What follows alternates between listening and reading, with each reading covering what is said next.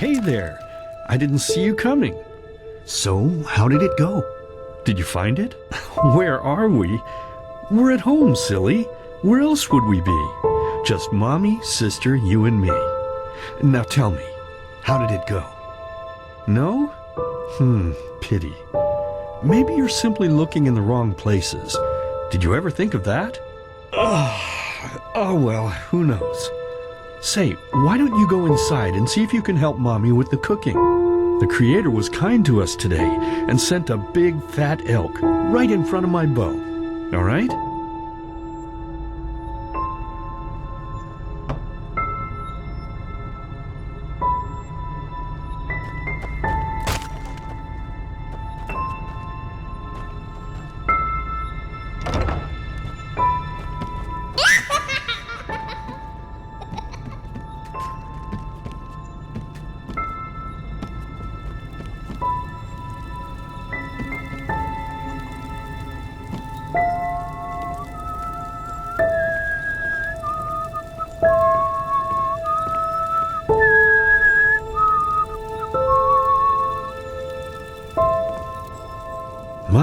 I totally forgot what a mess I left here. But I was right, wasn't I? A real gem we've got here. Well then, let's waste no more time and get to it, shall we? What? Now would you look at that? I totally forgot about them. They're dead, don't you remember? You murdered them back then, both of them. But hey, no use crying over spilled milk, right? At least this means there's more meat for the two of us. You still remember how to do this, right? First, off with the skin. Slice up the belly, then out with the entrails. I'll look for a nice sharp knife in the meantime, to cut off the head. I don't think either of us wants to eat that, do we?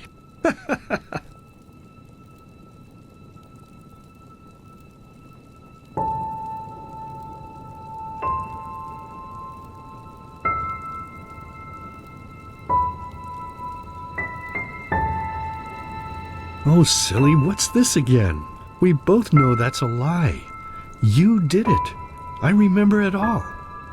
First, you set this horrible fire to your sister's crib. She screamed and screamed, and Mommy heard it, but when she finally got there, nothing was left of her but burnt flesh. And, oh gosh, do we really need to go through this again? You know how sad it makes me when you do this. You killed them, period. Now please, let's start cooking. Oh, by the Creator's name, why are you telling these lies? Isn't it enough that you murdered us? Do you really have to bother me over and over with your stupid, pathetic, and pointless whining? You know, sometimes I wish the Creator would have made me just a little merciful. Just a little less pious. Because then I would have realized that you were tainted by sin long before any of this had ever happened. And instead of raising you, feeding you, and loving you like a father does, I would have put you in the horse trough right after you were born. Yes, I should have killed you. I should have just killed you. Just like you killed us. And now, you think you're safe because we're all under the earth, don't you? Well, listen up, my child. You are wrong. And do you know why? Because the dead don't forget. Do you hear me? The dead don't forget. Now enough of this useless chatter. I'm bloody starving.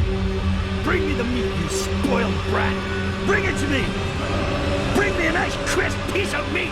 Bring me a nice crisp piece of meat. Bring me a nice crisp piece of meat. Bring me a nice crisp piece of meat. Bring me a nice crisp piece of meat.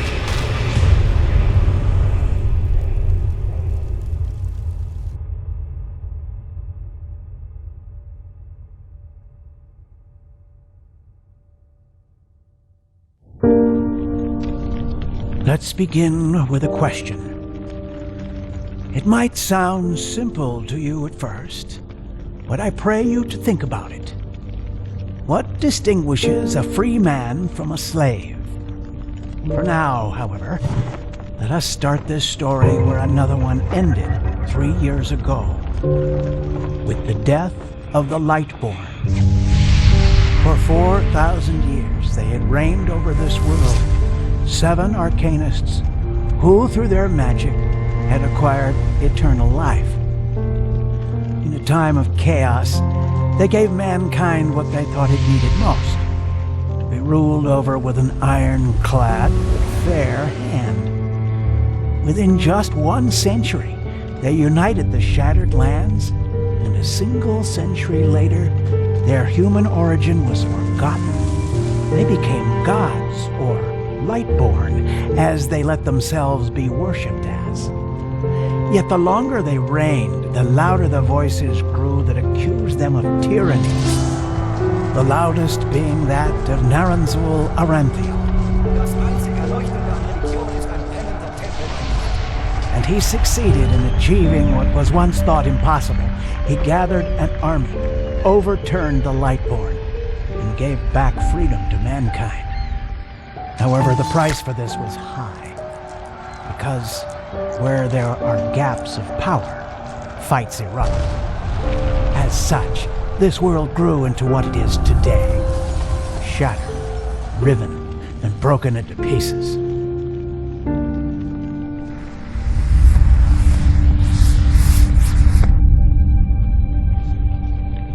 But all of this was merely a diversion, so that no one would notice something else. The death of the Lightborn had set something into motion, a clockwork, having long stood still. Its gears now once again slowly began to turn. This is the story of someone who wanted to be free.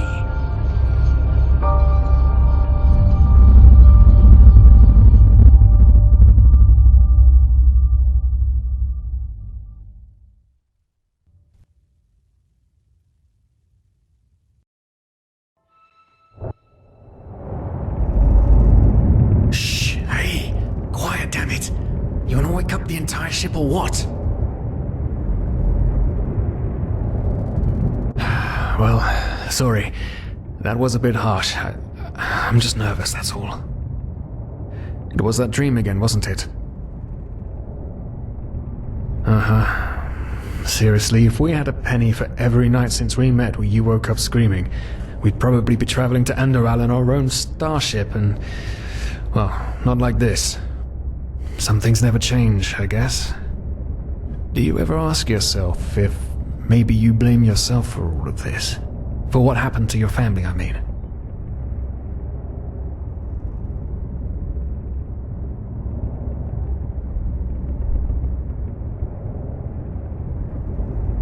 As determined as ever. I guess you're right. But... who knows? Maybe everything is going to be different now. It's strange, isn't it? The way life sometimes goes. Now, if you had told me that a few weeks ago, I would have at the very least called you insane. But if the stories are true, there's no better place for a fresh start. Can you believe it? Apparently there aren't even any slaves on Enderal. It's amazing. Only this whole blind passenger thing is making my head ache.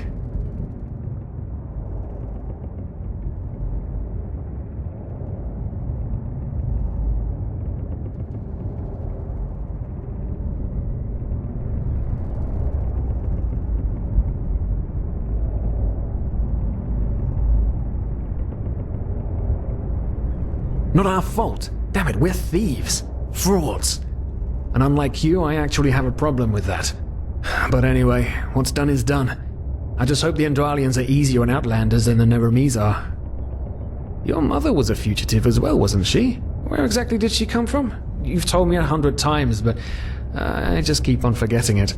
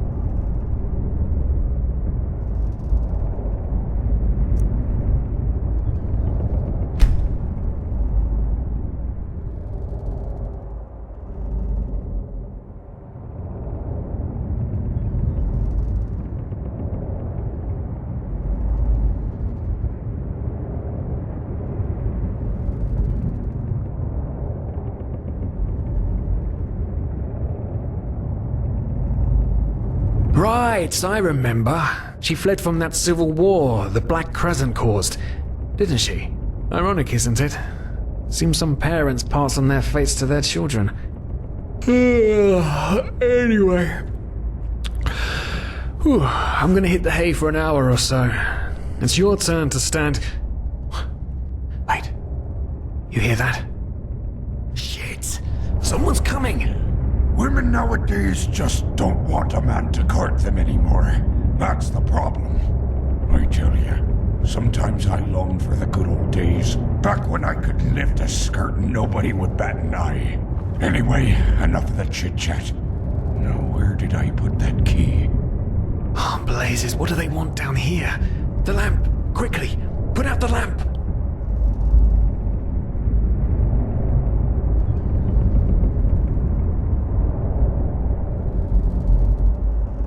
Good. Now, quiet.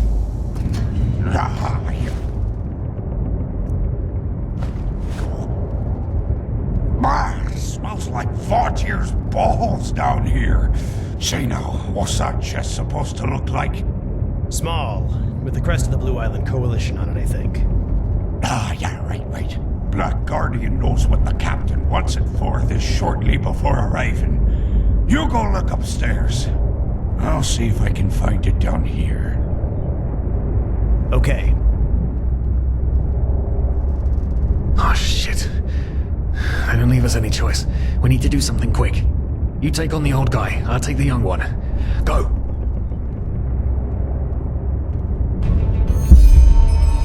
Look.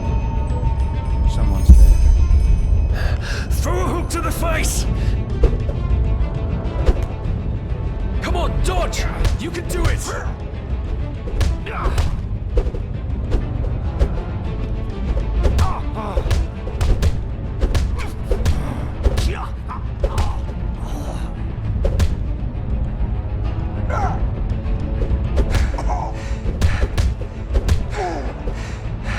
Don't regret this!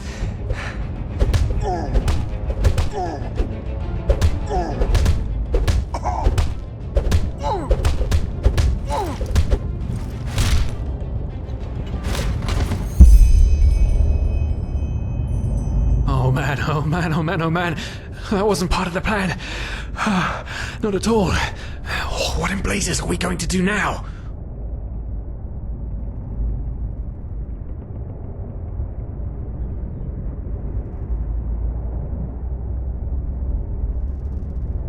Yes, of course. That makes sense.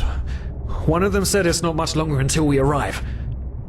With a little luck, no one will notice they're gone until then. Come on.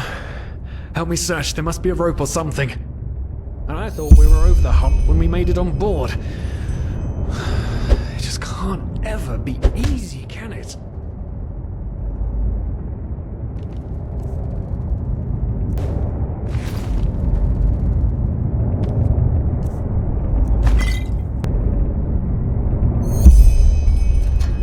Poor lost souls. The probabilities have turned against you. What the? Who are you? You are confused by my sudden appearance, but my identity is irrelevant. As are you, dear Sirius, unfortunately. What? Oh shit, please don't tell anyone we're down here, please! We didn't mean any harm, these guys were just... You ask that I not reveal you, for your intentions were not evil, and I believe you. But sadly, it's not compassion that rules my deeds. The first beat of a wing must happen. It is the only way the probabilities will fall into place. This is the way it has to be. The way it has been for eons. I am sorry. What the? Oh no! No! What are you doing, please? Please don't leave! We just wanted to...